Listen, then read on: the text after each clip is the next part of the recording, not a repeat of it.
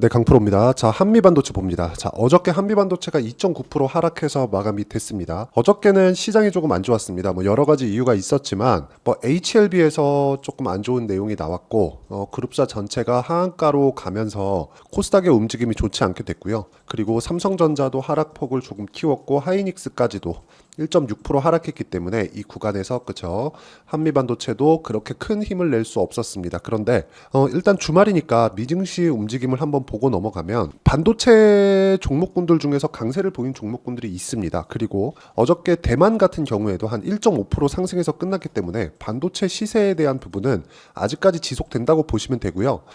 그리고 다음 주에는 엔비디아의 실적이 나오죠. 당연히 잘 나올 텐데 중요한 건 그겁니다. 2분기 이후에 전망치를 발표한다는데 그 전망치가 어느 정도 위치에 있는지 그 내용도 함께 보는 게 좋습니다. 근데 여기에서 간단하게 제가 예상을 한번 해보자면 2분기 이후에는요 엔비디아의 전망은 그렇게 좋지 않습니다. 이게 왜 그러냐면 AI 반도체 수요 때문이 아니라 AI 반도체 수요는 계속해서 늘어나는데 엔비디아가 너무 비싸게 받다 보니까 자사의 칩을 개발하려는 모습들이 지금 나오고 있습니다. 그러면 여기에 들어가는 HBM들, 그쵸? 이 메모리 반도체 분류된 부분은 엔비디아가 아니라 다른 쪽으로도 납품이 가능한 그런 상황이 됐습니다. 즉 판매처가 다분화됐다. 원래 기본적으로 엔비디아, 뭐 인텔이나 그리고 뭐 기본적으로 그 PC에 들어가는 그 정도, 그리고 서버에 들어가는 그 정도, 이렇게 그 납품처가 조금 고정되어 있는 그런 상황이었는데 지금 같은 경우에는요 AI 시대가 오면서 엔비디아의 독주를 막기 위한 그쵸 엔비디아 고객사들이 있습니다. 그런 부분을 감안한다면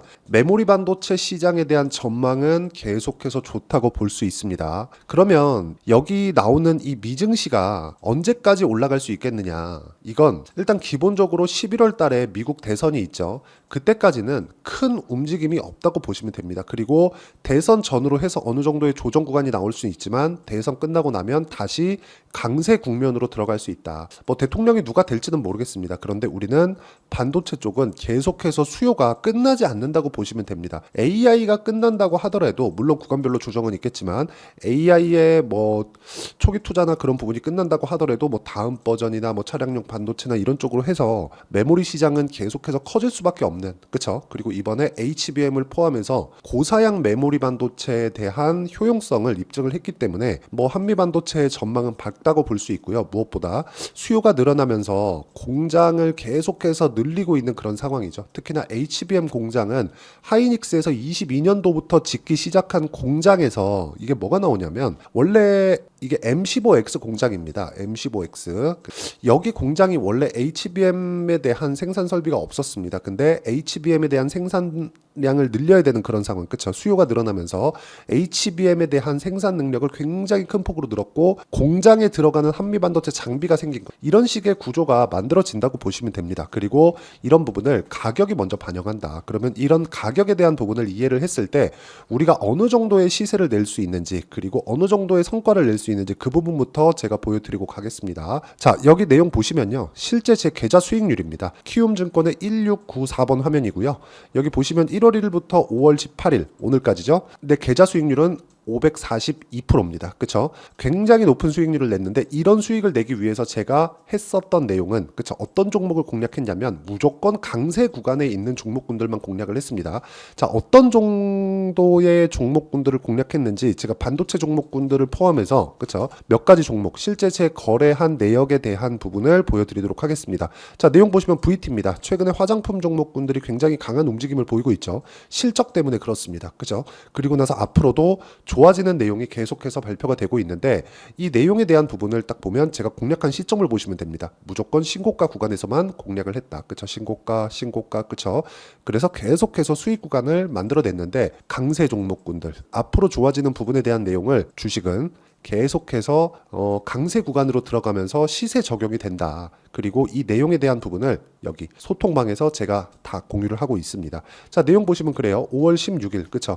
매도 기준에서 한번 보여드리면 뭐 캠트로닉스나 이런 종목들, 자, 내용 보시면 16일 날, 그쵸? 16일 날 22% 정도 상승해서 끝났는데 이때도 보시면 신고가 구간에 공략했다는 점을 알 수 있고요. 이 부분을 제가 여기 소통방에서 모두 공유를 했죠. 그것도 장 시작 전에 누구나 따라할 수 있는 매매를 할 수 있게 제가 만들어 드리고요. 이수페타시스 같은 경우에도 마찬가지입니다. 자, 내용 한번 한번 보시면 강세를 보이고 있는, 즉 신고가 구간에 저가에 매수하지 않는다는 거죠. 그래서 효율을 높여야 되는 그런 상황을 지속적으로 만들고 있고, 이 내용에 대한 부분을 제가 소통방에서 다 공유를 하고 있으니까 매매하는 구간 중에서 내가 어떤 식으로 가격을 잡아야 될지 잘 모르겠다 하시는 분들은 소통방으로 들어오시면 되고요. 소통방은 무료로 진행합니다. 대신에 구독과 좋아요 눌러주시고요.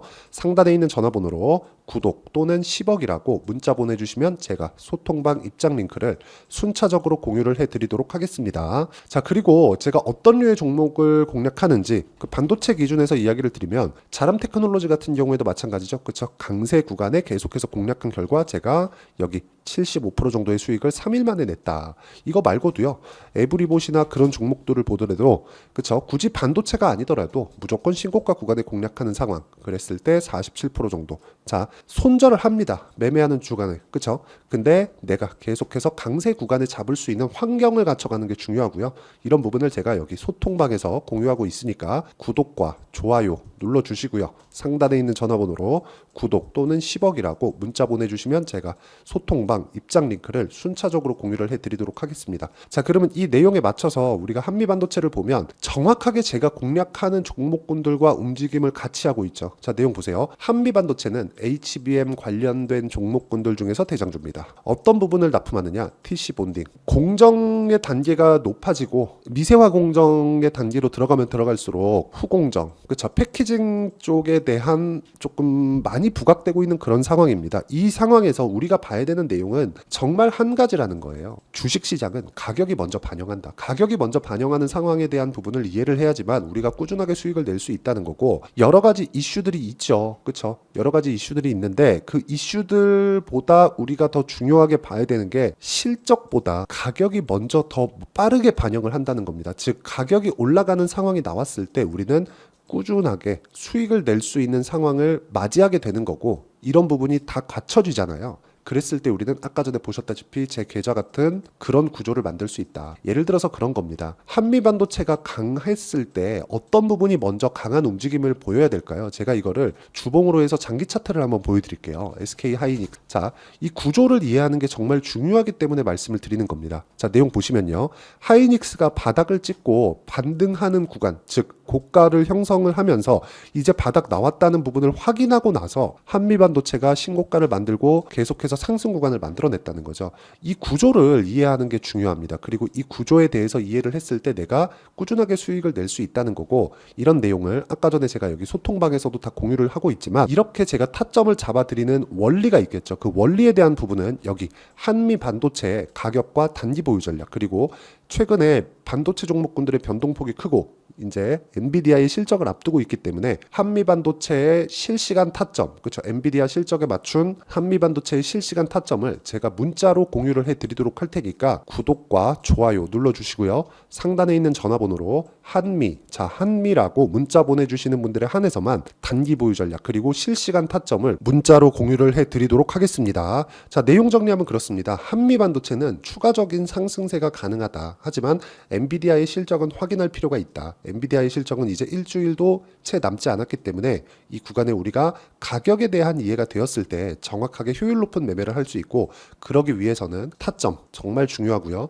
무엇보다 강세 종목군, 그렇죠, 강한 구간에서 매매할 수 있는 그런 상황을 만들어 가야 된다는 거. 이 내용에 대한 부분을 어떤 식으로 판단하고 어떤 식으로 이해를 했을 때 내가 꾸준하게 수익을 낼 수 있는지, 그 내용에 대한 부분을요 제가 다 이해를 시켜 드리도록 할 테니까 영상 끝까지 시청하시고요. 모든 분들이 성공 투자하셨으면 참 좋겠습니다.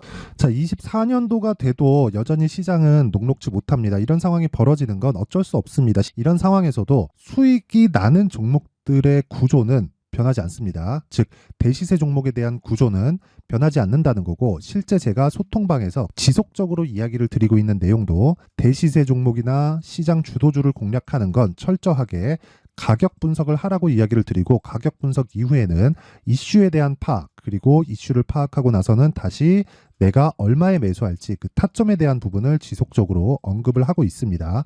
자, 근데 생각해 보세요. 시장이 굉장히 어려웠습니다. 어려운 상황에서의 어떤 종목들이 강했냐 보면 반도체와 그리고 바이오입니다. 자, 실제 여기 보면요.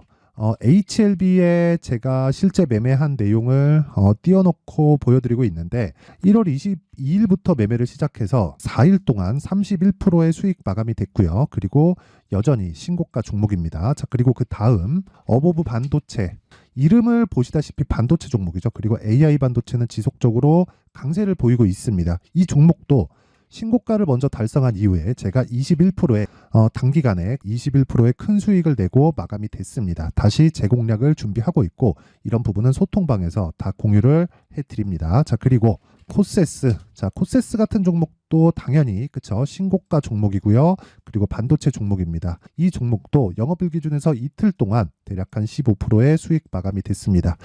내용을 한번 보시면 어떻습니까? HLB를 포함해서 뭐 30%, 20%, 뭐 15% 이런 식의 수익이 지속적으로 발생하고 있는데 이 세 종목 모두 다 신고가 종목이고 1월 달에 시장이 약세를 보이고 있는 구간에서도 강했었던 그런 종목입니다. 특징점이 하나 있는데 그 이슈에 앞서서 가격이 먼저 반영했다는 거죠. 그렇게 제가 가격을 먼저 보고 이슈에 대해서 파악하는 이유는 결과적으로는 큰 시세를 먹기 위한 사전 준비 작업입니다. 실제로 큰 시세를 먹기 위해서 사전 준비 작업을 했을 때 여기 레인보우 로보틱스 127% 그리고 ISC 98% 그리고 한미반도체 97%의 큰 수익을 내는 상황을 만들 수 있습니다. 어떤 식으로 소통방에서 진행됐는지 그쵸, 그 상황을 제가 이야기를 드린 건데 이런 상황도요 당연히 신고가를 공략했을 때 가능한 겁니다. 자, 그러면 이번에도 마찬가지입니다. 그쵸, 정부 주도의 코리아 디스카운트 해소 방안이 2월 달에 발표를 하고요. 그리고 2월 달에 발표된 내용을 토대로 주가가 움직이는 게 아니라 이미 움직인 내용이 있죠. 실제 이 내용은 크게 중요한 게 아니라는 겁니다.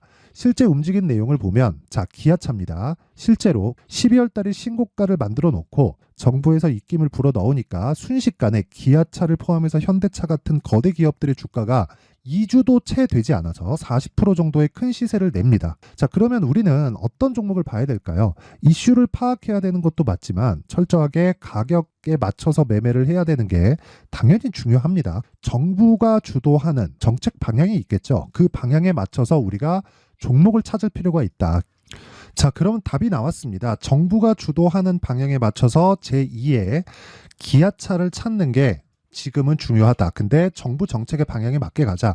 그랬을 때 앞서서 제가 보여드렸었던 내용인 여기 레인보우 로보틱스 127% 그리고 ISC 98% 그리고 한미반도체 97%와 같은 수익을 낼 수 있습니다. 물론 시간에 대한 부분은 최소 2주의 시간이 필요하고요. 그리고 최장 3개월 안에 끝내야 됩니다.